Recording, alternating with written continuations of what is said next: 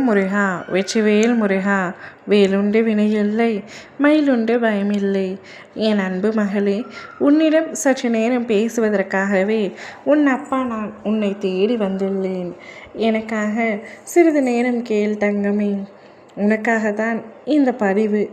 எப்பொழுதும் எதையோ நினைத்து அழுது கொண்டே இருக்கின்றாய் அல்லவா?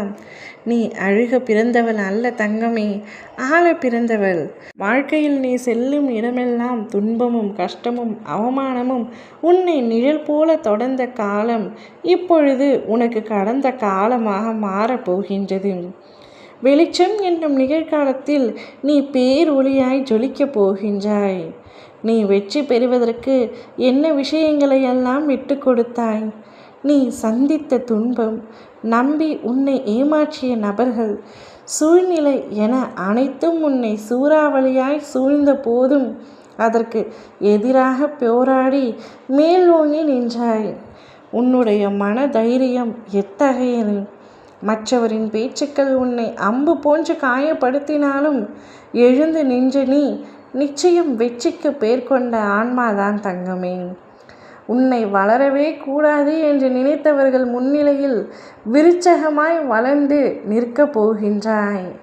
அதற்கான தேடலில்தான் நான் இப்பொழுது உனக்கு அனுமதி அளித்துள்ளேன். மாயை, விதி போன்ற எதிர்மறை நிழல்கள் உன்னை ஆற்றினாலும், உன்னை எதிர்மறை நேரம் முன்னையே உனக்கு எதிராக சந்தித்து வைத்த போதிலும் அதை மீறி நீ எழுந்து நின்றாய்.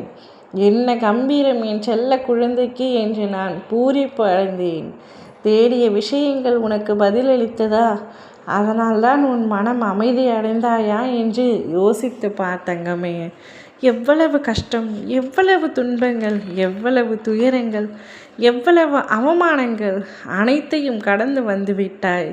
என்ன வாழ்க்கையப்பா என்று வெறுத்து போய் நின்றாய் ஒரு கட்டத்தில்.